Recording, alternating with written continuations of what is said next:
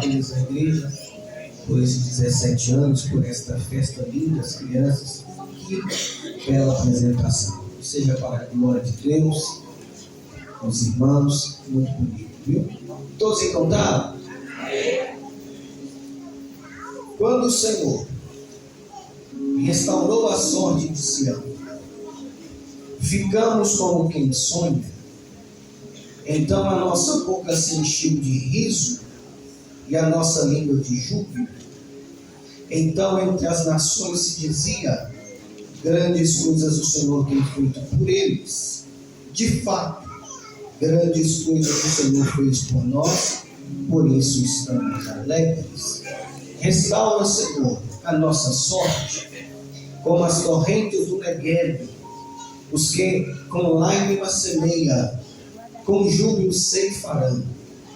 Quem sai andando e chorando, enquanto semeia, voltará com júbilo, trazendo seus feixes cheios. Amém?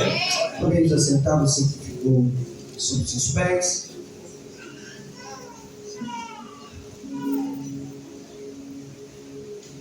Nós estamos aqui em paralelo com o texto que reflete um pouco desta festividade,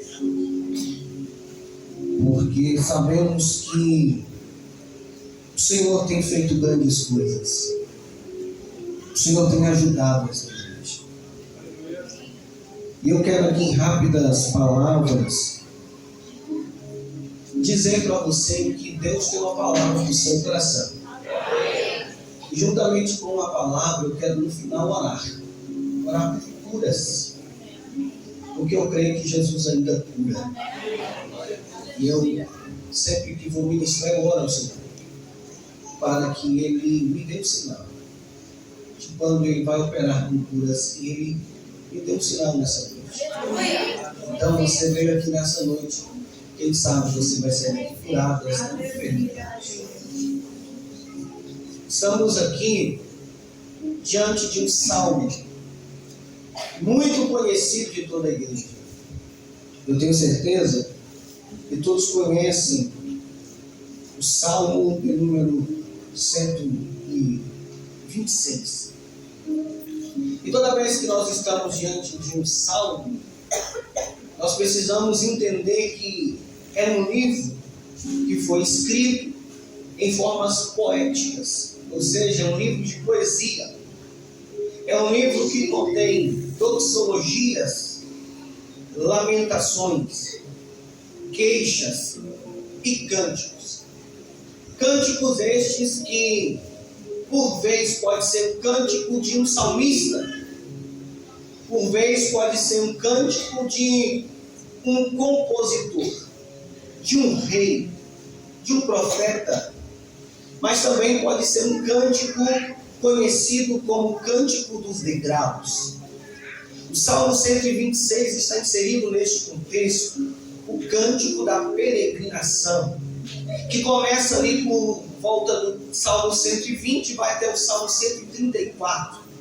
Esses salmos, essa coletânea, eles eram realizados pelo povo de Israel, quando tinham que sair das cidades em que estavam, rumo a Jerusalém, pelo menos 3 vezes no ano, para as grandes festas.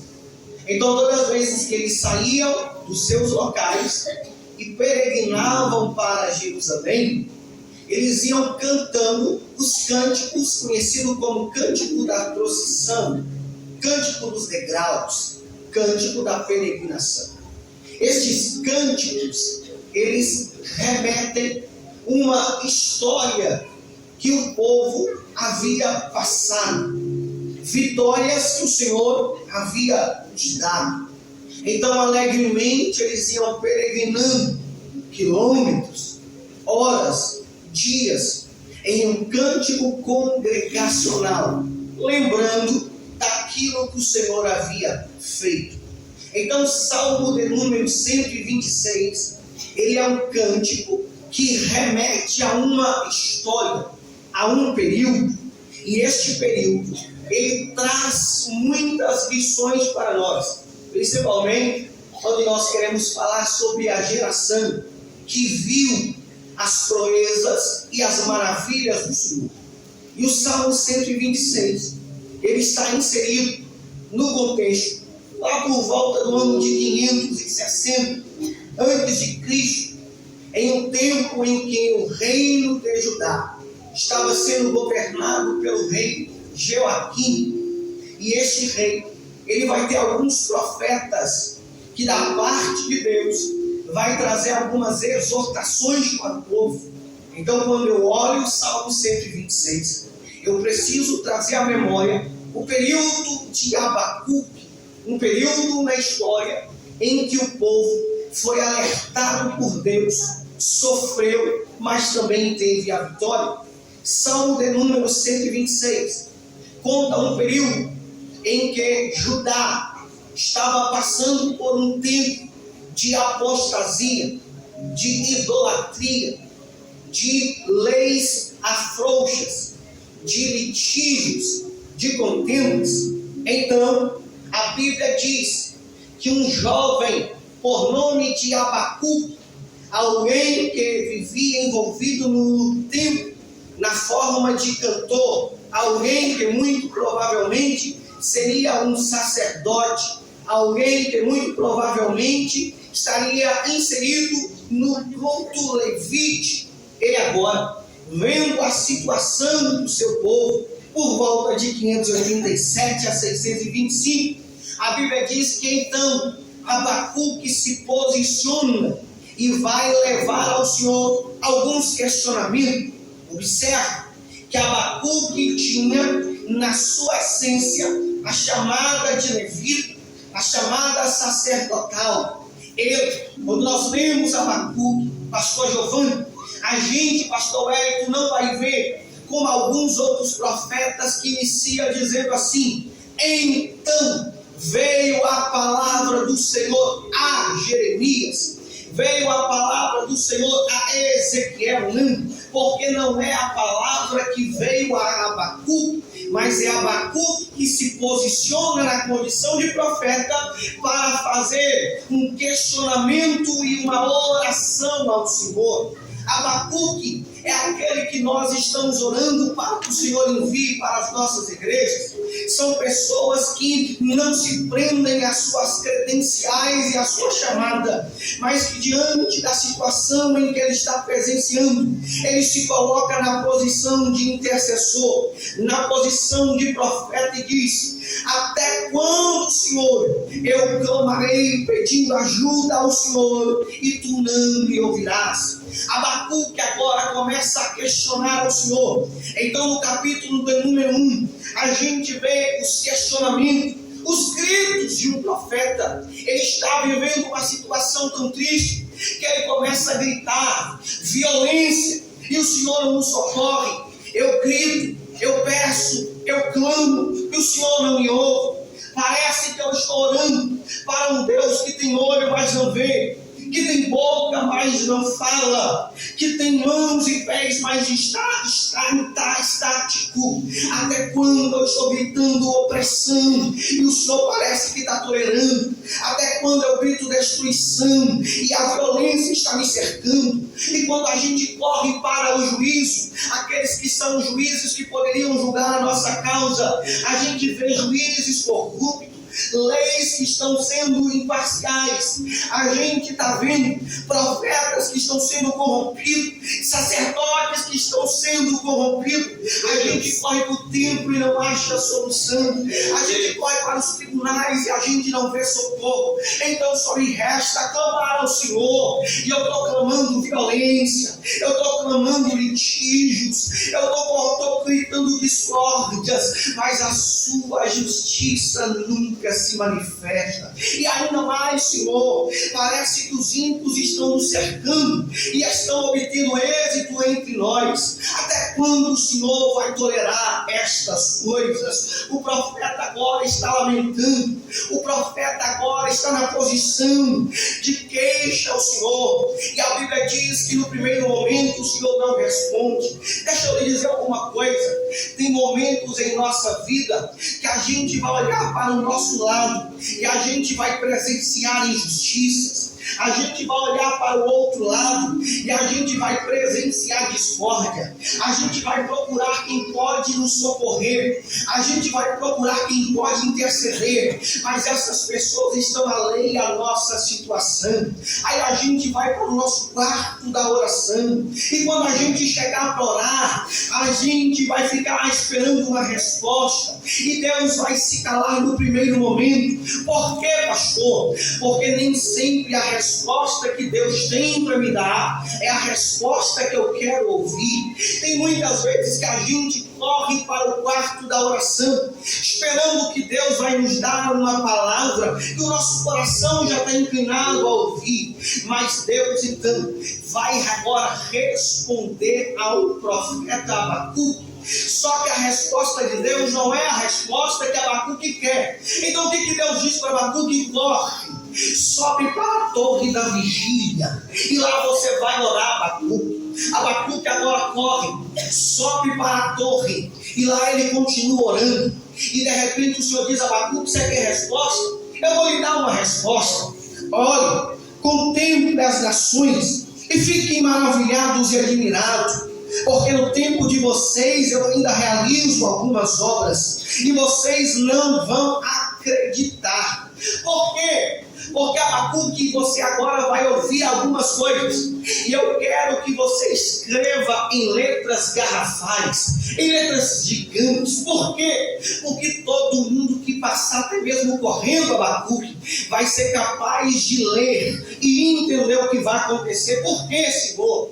Porque Abacuque, eu vou levantar um povo, os caldeus, os babilônios, um povo muito mais perverso que vocês, um povo muito mais idólatra que vocês, um povo que merece muito mais castigo do que vocês, mas o tempo deles ainda vai chegar. Só que Abacuque, eu vou usar este povo como correção, eu vou usar este povo como disciplina, como a correia do pai, a correia que tem que corrigir o filho, e o filho, quando vê a correia do pai, ele quer esconder a correia do pai, ele quer fugir da correção do pai. Mas Abacuque, eu quero lhe dizer que o cenário não vai ser bom. Por quê? Porque eles têm exércitos muito violentos, os seus cavalos são mais ferozes do que leopardos, os seus guerreiros são fortes e habilidosos, não tem para onde fugir, Abacuque. O cenário vai ser terrível. O que vocês vão presenciar, Abacuque, serão cenas que os olhos de vocês nunca terão que contemplar. Mas quer saber de uma coisa, Abacuque? Sim, Senhor. Diz para todo mundo que diante daquilo que vocês vão ver, o justo viverá pela fé. Foi a primeira vez que ele usou a palavra fé na Bíblia, dizendo: o justo que viver pela fé vai conseguir sobreviver. Mas aqueles que viverem pelas suas vistas vão sucumbir, porque vai ser tempo terrível. Meu irmão, preste atenção. Abacuque agora está ouvindo uma resposta de Deus, mas aquele mesmo Abacuque que no capítulo 1 está se queixando, e no capítulo de número 2 está ouvindo a resposta de Deus, e talvez não é a resposta que ele queria. Agora, depois da torre de vigia na oração, este Abacuque agora está cheio do Espírito Santo. Deixa eu lhe dizer uma coisa: muitas vezes na nossa vida, situações nos fazem querer questionar algumas coisas de Deus, porque nem sempre a gente vai compreender a mente de Deus, os conselhos de Deus. É por isso que ele diz assim: quem pois conheceu a mente do Senhor, ou quem pois deu conselho para ele? mas o crente não pode viver daquilo que ele entende, mas ele tem que aceitar a vontade de Deus, que a sua vontade é boa, a sua vontade é perfeita, a sua vontade é agradável. Então, meu irmão, Abacuque agora, aquele mesmo Abacuque que no capítulo 1 está questionando, mas no capítulo 2 está orando, é o mesmo Abacuque que no capítulo 3 agora está sendo inspirado por Deus para escrever. E ele diz assim: deixa eu correr para o compositor mor e dizer para ele: olha, eu tenho um cântico para a congregação. Sim, este cântico não é para mim, este cântico é para toda a congregação, porque tem cânticos que o Senhor dá para mim, tem cânticos que o Senhor dá para a congregação. Oh glória! O Abacuque agora que está orando vai começar a contemplar as maravilhas do Senhor. Ele diz assim: Senhor, eu tenho ouvido falar da tua fama e tremi. Faz de novo no nosso tempo o que o Senhor fez no tempo dos nossos pais. Aviva, ó Senhor, a tua obra no meio dos anos. A notifica, na ira lembra-te da misericórdia. Senhor, os meus pais contaram para nós, os nossos avós contaram para nós, e aquilo que eles nos contaram, faz de novo no nosso meio. Oh meu irmão, eu sei que 17 anos de igreja, os pais já lhe contaram muitas coisas, aqueles que fundaram já contaram muitas coisas, mas o segredo do crente não é contentar com a glória que se passou, porque Moisés foi alguém que presenciou muitas coisas. Moisés foi alguém que liderou o povo, ele viu o maná descer do céu, ele viu água voltar da rocha, ele viu o mar se abrir, ele viu Deus. E a Bíblia diz que um dia ele disse: Senhor, eu já vi muita coisa, já vi muita glória do Senhor, mas aquilo que passou, eu quero mais. Mostra-me a tua face, ó glória. Porque crente não pode viver das coisas que se passou, ele tem que ser grato pelo que Deus fez, mas ele tem que viver de glória em glória. Então esta igreja tem muita coisa para contar, e a oração que você deve fazer, a geração que aqui está nessa noite, é: Senhor, aquilo que o Senhor fez no passado, continue fazendo no nosso meio, traz vida novamente à nossa geração, faz de novo o que os nossos pais contaram que o Senhor fez. Aleluia!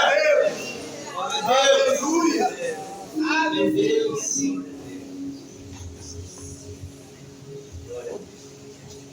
Aleluia! E ele começa a contar o que o Senhor fez. Aí ele diz agora para o compositor: este cântico será cantado em toda a congregação. Mas por que Abacuque? Porque o justo viverá pela fé. Mas qual é o cântico? Ainda que a figueira não floresça, e nem haja fruto na videira, meu Deus, ainda que a colheita da oliveira minta, e os campos não produzam mantimento, ainda que as ovelhas desapareçam do aprisco e nos currais não haja mais gado, todavia eu me alegrarei no meu Senhor e exultarei o Deus da minha salvação. O mesmo que estava questionando agora está dizendo: pode me faltar ovelhas, podem me arrebatar os gados, pode a oliveira mentir, pode me faltar mantimento, mas todavia eu me alegrarei no meu Senhor e eu exultarei o Deus da minha salvação. Então eu não sei qual é o momento que você está vivendo, mas exalte ao Senhor em qualquer situação, porque o Senhor é o seu pastor e em nada ele lhe faltará. Aleluia! Glória a Deus. Abacuque está profetizando que os babilônios vão vir, e a profecia vai se cumprir. A Bíblia nos diz que o rei Nabucodonosor, o rei caldeu, o rei da Babilônia, agora empreende para tomar Judá.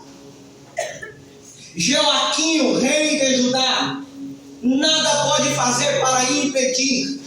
O que lhe resta é render para tentar preservar o maior número de vidas possíveis.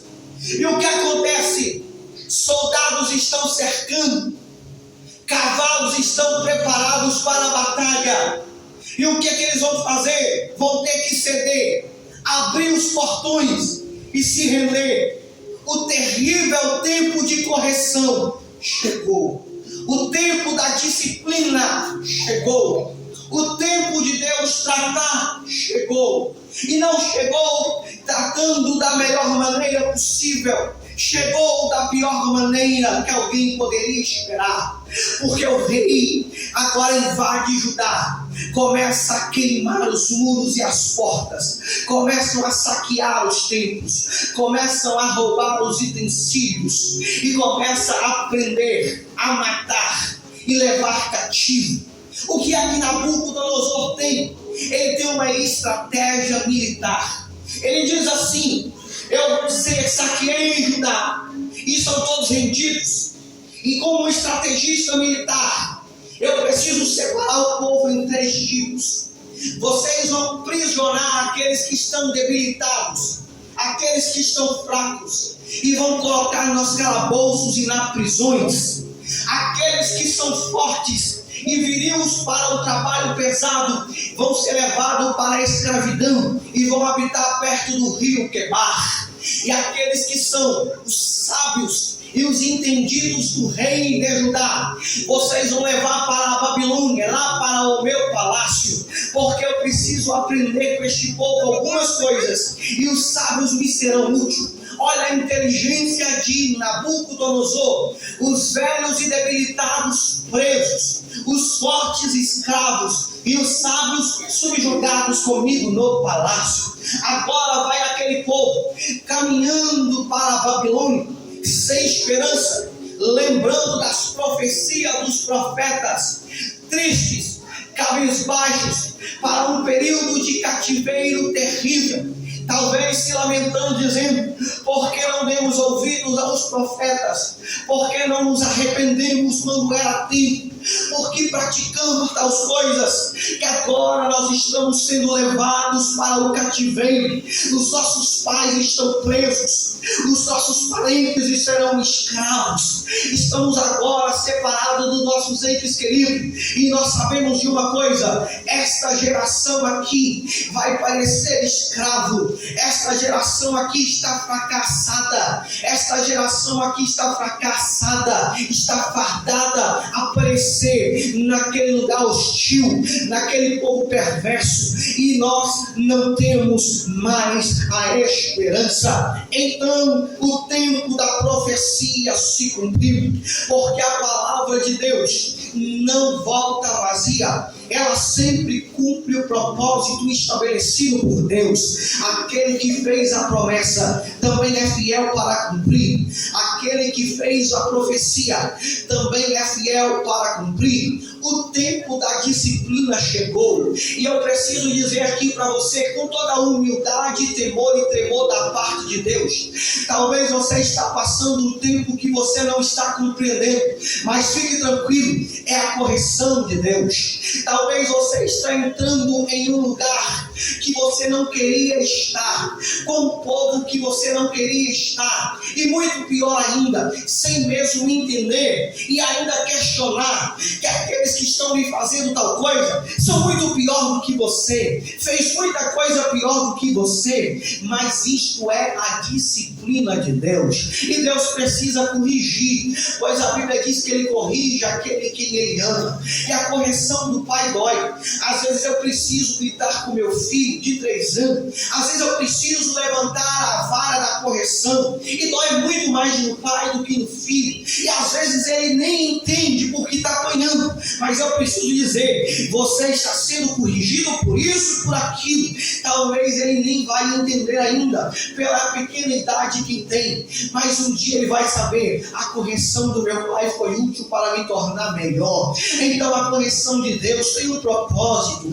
Deus não me corrige porque ele é ruim, Deus não me corrige porque ele é um Deus sarcástico, não, um Deus masoquista, não. Ele te corrige porque ele te ama, e ele entende que vale muito a pena te corrigir, ainda que você não entenda, ainda que você não concorde, para que ele não te perca. Ele te corrige porque ele sabe que o tempo da correção dói, o tempo da correção machuca, abre feridas, mas a Bíblia diz que aquele mesmo que abriu feridas é o mesmo que também aliga. Oh glória!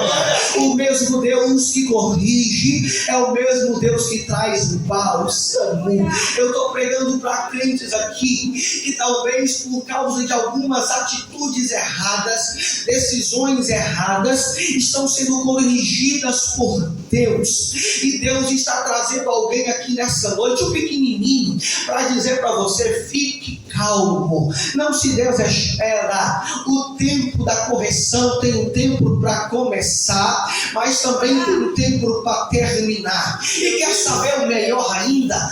Deus não te deixa órfão no tempo da correção. Quer saber por quê? Olha que lindo, pastor Wellington. Eu disse aqui que uns ficaram presos no calabouço em Judá. Eu disse aqui que uns foram levados para Quebar, para ser escravo. E eu também disse aqui que alguns foram conduzidos para o palácio. Mas por que cada um ficou em um determinado lugar? Por causa das suas limitações e por causa do propósito divino. Oh glória, isso aqui é lindo demais. Por quê? Porque Deus tem um plano de amor, e Deus não deixa o seu povo sem os seus profetas. Sabe por quê? Porque tem um contemporâneo do profeta Abacuque. Quem é, pastor? Se você conhece de Bíblia e você leu a história, você sabe que havia alguém conhecido como o profeta lamentador, que passou muito tempo preso dentro de calabouço. Ele é o nome de Jeremias. Sabe por que Deus preservou Jeremias lá no calabouço? Dizendo: Jeremias, as suas profecias ainda não se cumpriram. Você está lamentando, você está questionando, e você não sabe nem por que está tendo tempo aqui neste calabouço. Mas eu tenho um propósito, Jeremias. Vai chegar um tempo em que você não vai estar só aqui. Vai ter o povo que você tanto está corrigindo, que vai precisar de um ponto de amor. Então, aqueles que foram corrigidos e deixados lá na prisão, não estão abandonados lá, porque se estão na prisão, tem o profeta Jeremias. Oh glória! E para aqueles que foram levados para o rio Quebar, a Bíblia diz assim: o profeta Ezequiel estava junto com aqueles que foram levados à Babilônia, e às margens do rio Quebar veio a palavra do Senhor a mim, e diz assim: olha para os céus. Eu vi os céus abertos, e lá eu vi uma glória que era Galgal, glória que sobe e glória que desce. Oh glória! Por quê? Porque se na prisão tem o profeta Jeremias, no rio Quebar tem o profeta Ezequiel. E para aqueles que foram conduzidos para o palácio, a Bíblia diz que lá estava o profeta Daniel. Oh glória, aleluia! Então, se está na prisão, ou está à margem do rio Quebar, ou se está no palácio, Deus tem os seus profetas. A sua voz não vai cessar. Então fica tranquilo, porque diante do tempo de correção, Deus ainda levanta profeta. Se está preso, tem o profeta Jeremias. Se está escravo, tem o profeta Ezequiel. Ou se está no palácio, tem o profeta Daniel. Por quê? Porque Deus precisa ainda manter a esperança do seu povo viva, acesa, dizendo: é só um tempo, é só um período, já vai passar. Então fica tranquilo, vocês precisam se arrepender, porque Deus tem um tempo determinado para o cativeiro chegar ao fim, e o tempo de cantar chegará.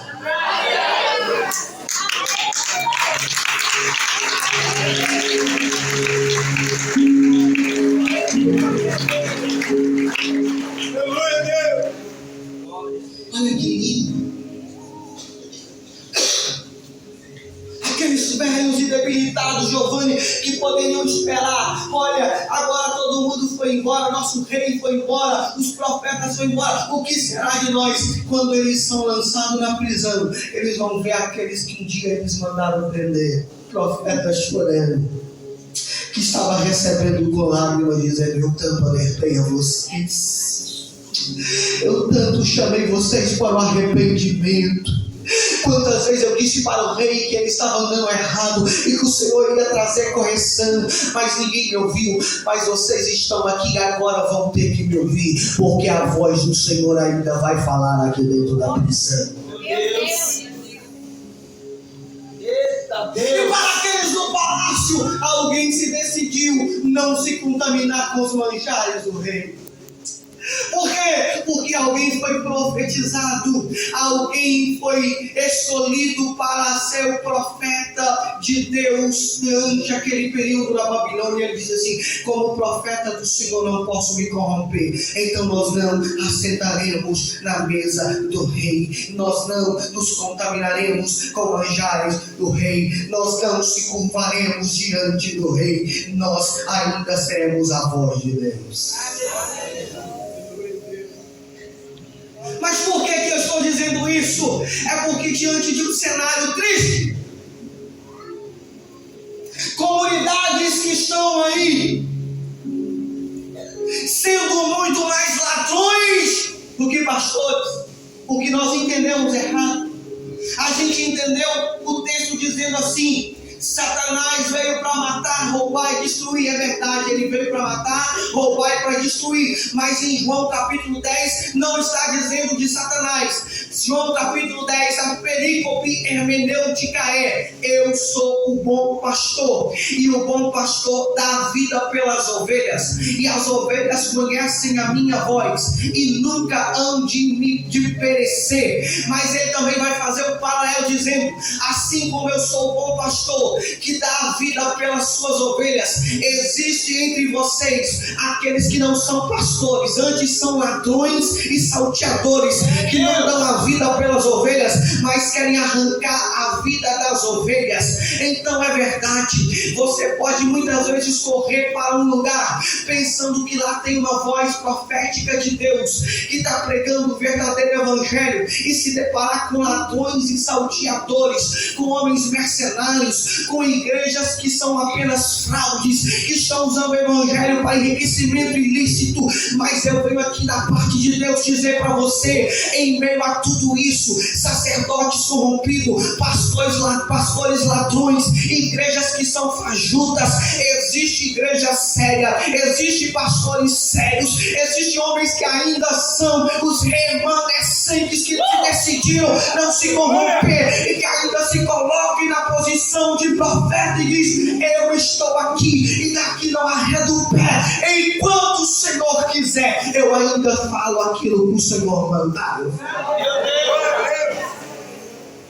Aleluia. Eu lhe convido a fazer alguém como aqueles que são examinadores da Escritura. O meu povo perece porque não conhece a Escritura. Cabe a você entender se a sua igreja está pregando o evangelho. Glória a Deus. Aleluia. Obrigado, Jesus. Eles estão presos, preste atenção que eu vou encerrar. Tempos difíceis. 10 anos, 20 anos, 30 anos, 40 anos. Gerações vão indo, gerações vão surgindo, e eles estão cativos, longe de casa, meus entes queridos, em um povo hostil, mas ainda tem profetas. Meu Deus. Oh, Glória, aleluia. Glória a Deus. Oh, Senhor. Agora eles estão vivendo um tempo de tanta dificuldade que no Salmo de número 137 eles vão dizer assim: nós, às margens do rio da Babilônia, nós nos assentávamos e chorávamos, lembrando-nos de Sião. E a gente ainda lembrava lá nos salgueiros, onde a gente havia pendurado a nossa harpa. E aqueles que nos oprimiam e nos traziam vergonha estavam dando festas e gritavam assim: ei, cante para nós os hinos que vocês cantavam em Sião. Nos alegrem com as músicas que vocês cantavam lá. Mas longe de nós fazer tal coisa, que a nossa língua trave no céu da boca, que a nossa mão caia, se a gente fizer tal coisa, Senhor. Porque nós não podemos pegar os hinos que a gente cantava a Deus para alegar as festas dos pagãos. Eu não posso dividir a adoração de Deus com as orações a deuses pagãos. Preste atenção, cuidado, porque muitas vezes os nossos cultos, a gente está dividindo a adoração a Deus com a adoração a homens. Por quê, pastor?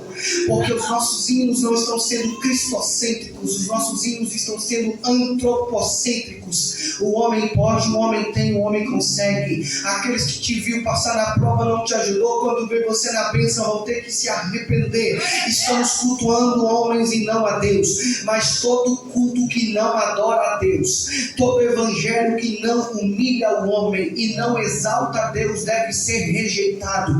Lutero disse: ainda que faça chover milagre todos os dias, isto é um evangelho maldito. Oh, meu irmão, muito triste quando eu li uma parábola que dizia que chega um culto de domingo e Deus, juntamente com seu filho, estão assentados no trono e disse assim: vamos esperar, porque às 19 horas vai começar o culto. E de repente chega todo mundo na congregação, os músicos já estão ensaiando, os pastores já estão prontos, a igreja já está pronta. Aí o filho olha para o pai e diz: agora os anjos já estão preparados para entoar louvores juntamente com a igreja, porque a Bíblia diz que ele está entronizado entre os louvores do seu povo.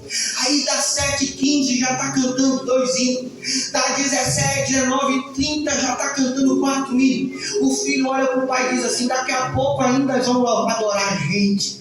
Aí passa o período do louvor, vem o período da ofertório, e aí é só oferta com propósitos inválidos. Aí o filho diz: calma papai, daqui a pouco a mensagem vai falar da gente. Aí o pregador pega o microfone, passa 1 hora pregando, e aí o pai fala assim: filho, já vai acabar o culto e até agora a gente não foi glorificado. Sim, tem muita gente que é assim mesmo. Eu já estive pregando em alguns lugares, tem culto que ele começa, ele se inicia, ele vai até a metade e o nome de Jesus ainda nem foi citado, mas eu louvo ao Senhor, porque aqui eu vi pessoas dizendo que ele está vivo para sempre, que poderoso o seu nome é, adorado és entre nós, Senhor. Então fica à vontade aqui nessa noite. Então, meu irmão, nós não podemos dividir a adoração com ninguém, ele não aceita ser dividido. Então lá está o povo dizendo assim: nós estamos aqui sentando e chorando. Tem tempo que é de sentar e chorar mesmo.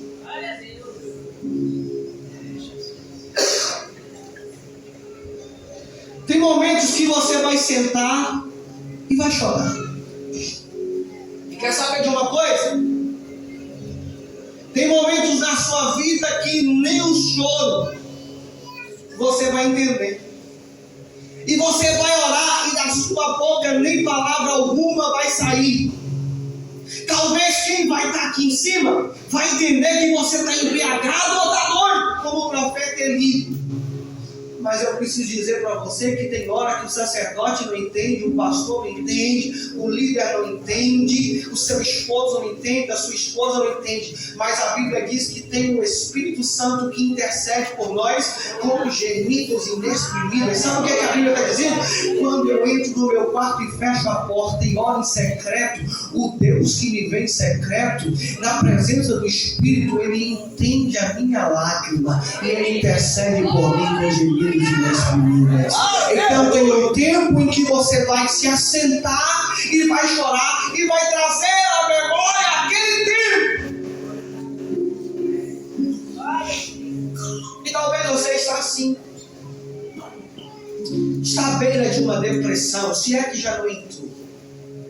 Fique tranquilo. Eu não sou doido para dizer que depressão é sempre diabólica. Mas eu posso lhe dizer que também é uma enfermidade na mente.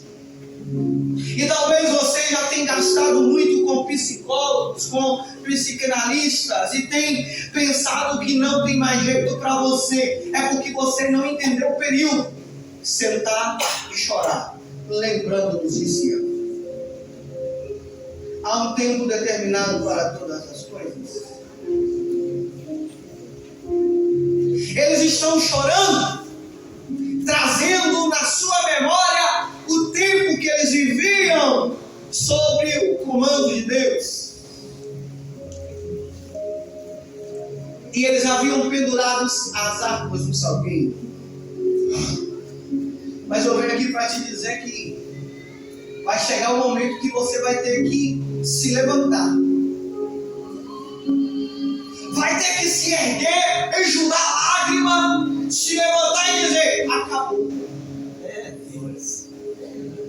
Chega, o que ficou, ficou, o que passou, passou, as mágoas vão ficar para trás, as decisões erradas eu já tomei, mas eu preciso dar um basta na minha vida e o momento de decisão chegou.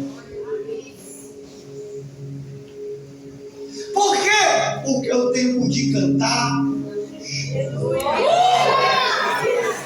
A Bíblia diz que na presença dele até a tristeza salta de alegria. Por que, pastor? Porque ele transforma aquilo que é lágrimas em riso. O tempo de ficar lamentando precisa ter um fim.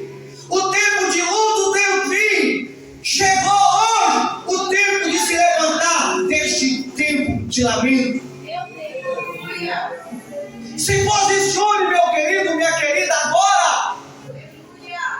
Chega em casa, pega o remédio e diz assim: a partir de hoje o tempo de lamentar acaba, a partir de hoje o tempo de depressão termina, e eu profetizo que o tempo de cantar chegou. As mágoas, as decepções, as frustrações, tudo vai ficar para trás, e eu vou lembrar das harpas que eu pendurei no salgueiro, e vai chegar o tempo de cantar. Eu vou encerrar.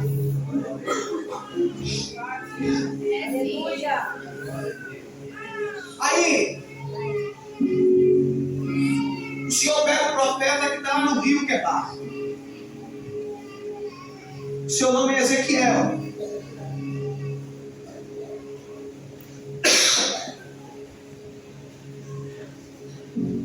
Você sabia que existia uma tradição em alguns lugares do povo de Israel que quando alguém falecia, eles não podiam tocar em mortos, dependendo da sua patente ou do seu carro. Então o pai de família pegava o menino, chamava alguém e dizia assim: fica ali olhando, porque nós temos esperança que este corpo pode ressuscitar. Só que a história diz que de repente vinham os corpos, os urubus, rapidamente furavam os glóbulos oculares, comia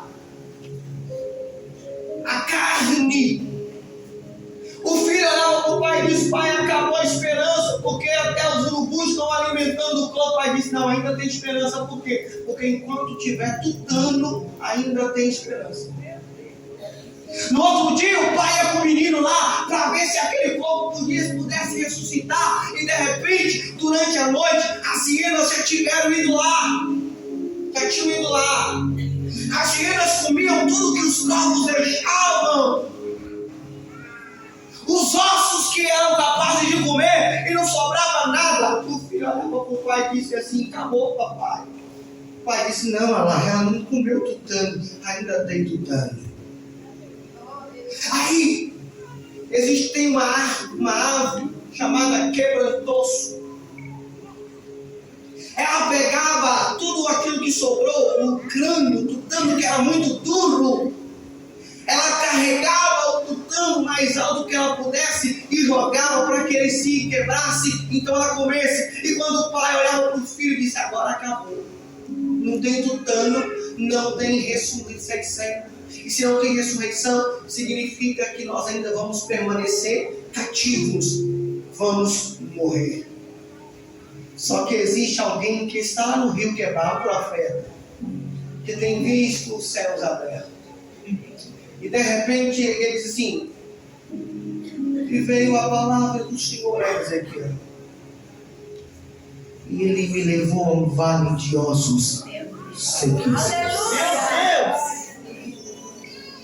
E de repente ele disse assim: Ezequiel, pode estes ossos secos reviver? Aí ele disse assim: Senhor, humanamente é impossível. Então, Ezequiel, pode estes ossos reviver?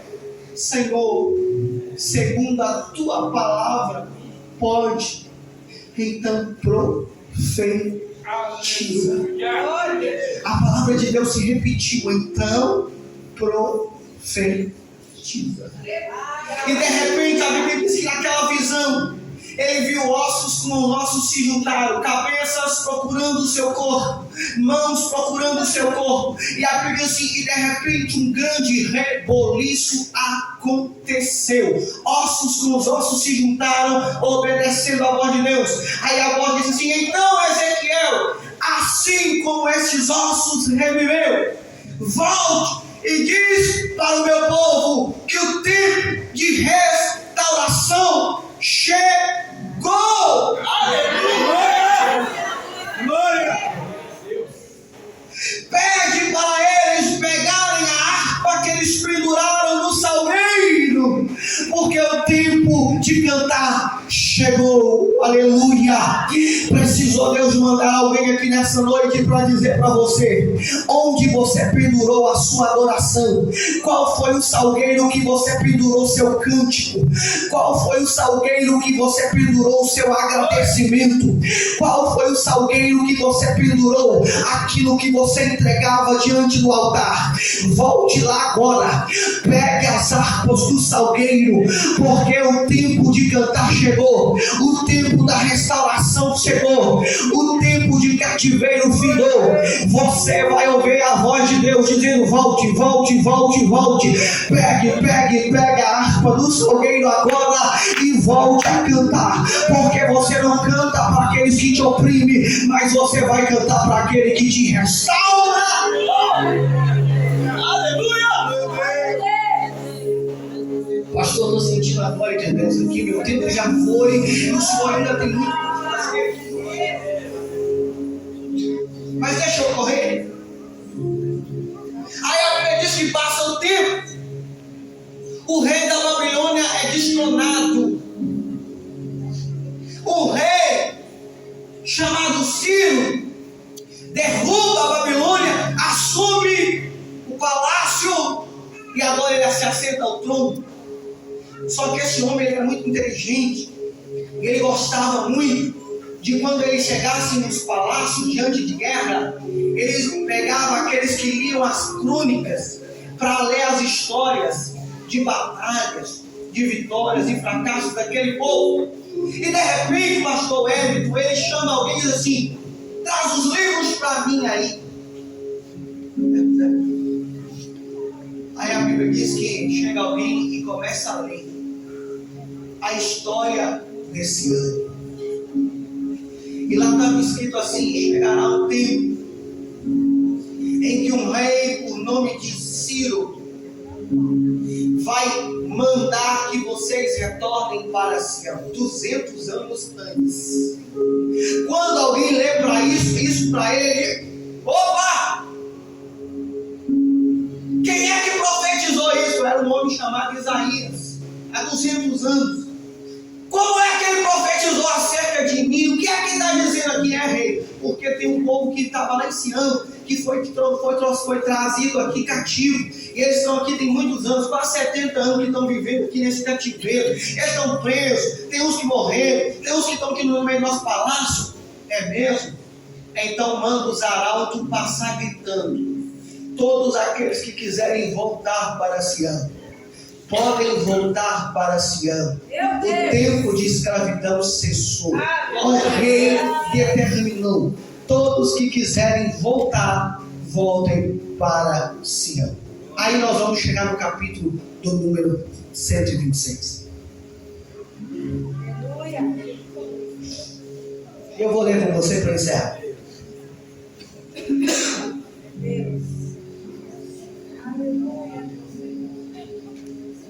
As pessoas estão ouvindo: volte quem quiser voltar. Aí qual que é a primeira atitude, Giovanni? Arrumar as coisas para voltar para Sião. Aí alguém lembra e diz assim: mas nós não podemos ir sem antes pegar a nossa harpa. E aonde estão as nossas harpas? Penduradas nos salgueiros. Correm lá, pegam as harpas, e eles estão retornando para Sião. E aí eles começam a dizer assim: quando o Senhor restaurou a nossa sorte, a gente ficou como quem sonha. O que significa? Eles estão indo, mas estão achando que estão sonhando.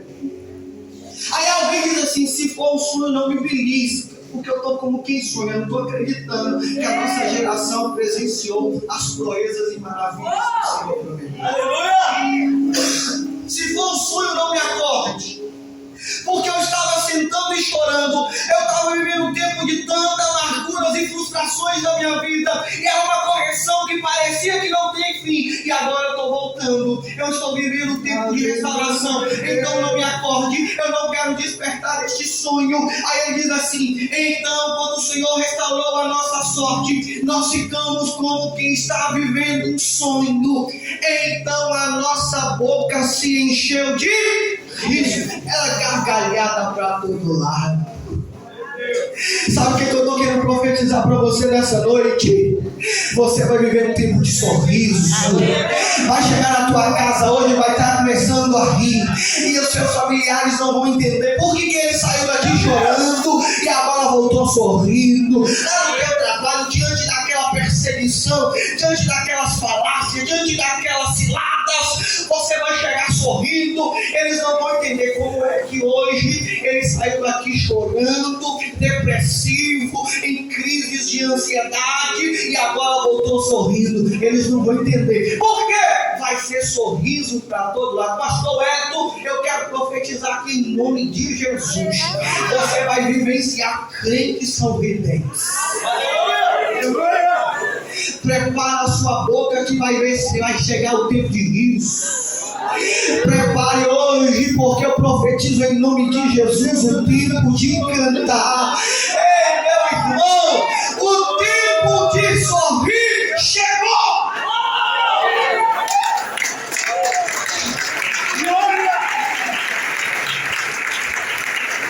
Além de dar gargalhada, a boca dele se encheu de júbilo. Sabe o que é isso? Seus vizinhos vão se incomodar, tanto que você vai louvar. Vai ser no banheiro, vai ser cozinhando, vai ser dormindo, vai ser acordado mesmo, porque o Senhor vai encher você de cânticos novos. Por quê? Por que eu vou sorrir, pastor? Por que eu vou cantar? Porque grandes coisas vão se dizer. Sabe o que acontece? Eles estão voltando para Sião. Aí aqueles edomitas que outrora, aqueles mesmos que quando estavam sendo, o povo de Sião estava sendo levado, eles gritavam e diziam assim: isso mesmo, arrasem-nos, destruam-nos, matem ele. Este mesmo povo que um dia disse matem, arrasem, agora está dizendo assim, mas espera aí. Por que eles estão voltando, sorrindo e cantando? Alguém vai dizer assim, grandes coisas o Senhor fez por nós. Aí eles vão responder, é verdade mesmo. Grandes coisas o Senhor fez por nós. Por isso nós estamos alegres. Quem entende que Deus está falando nessa noite aqui? Eu quero profetizar uma coisa aqui na sua vida. Amanhã, domingo, prepara aquele churrasco. Seus vizinhos que te viu chorando agora vão te ver primeiro carro. Chama o pastor da igreja para sorrir com você lá.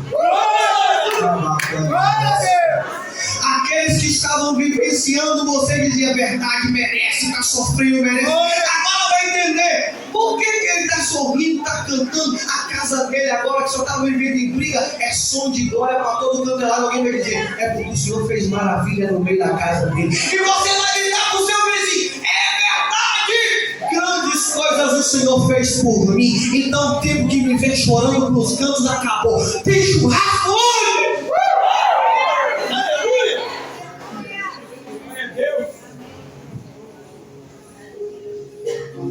Aqui eu vou encerrar.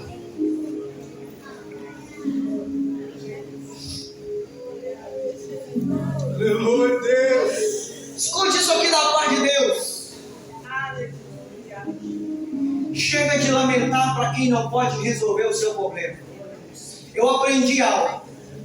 Quem não pode resolver o seu problema não precisa saber a sua necessidade. Uau. Pare de correr para o Facebook e desabafar.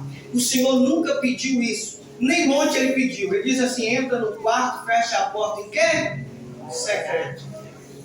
E ora o teu pai em... E interessante que não é o pai que ouve. É o pai que vê.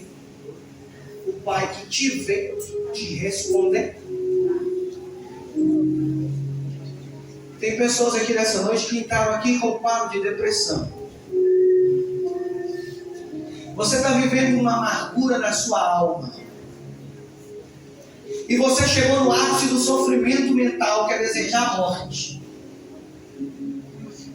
E eu venho aqui para dizer que eu tenho um remédio do céu para você. Eu vou lhe dar a receita, eu queria que você anotasse no seu coração. Ou se você tiver um papel, anote como é que você vai lidar com a depressão. Você vai fazer isso que eu vou lhe receitar aqui. E a sua vida vai mudar. Mas como assim, pastor? É uma mágica? Não.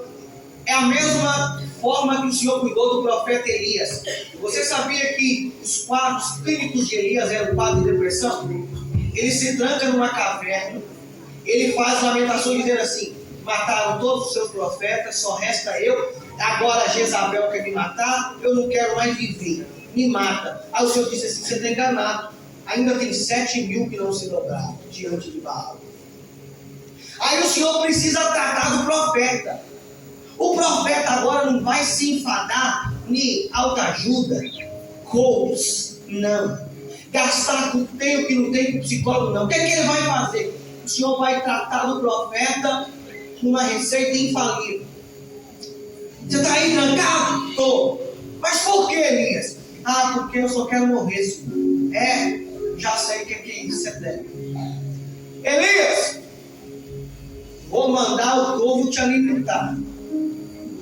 Come, Elias. E Elias comeu. Agora, Elias, dorme. Agora, Elias, comeu, sim, caminha. Você vai alimentar bem, vai dormir bem e vai praticar uma atividade física.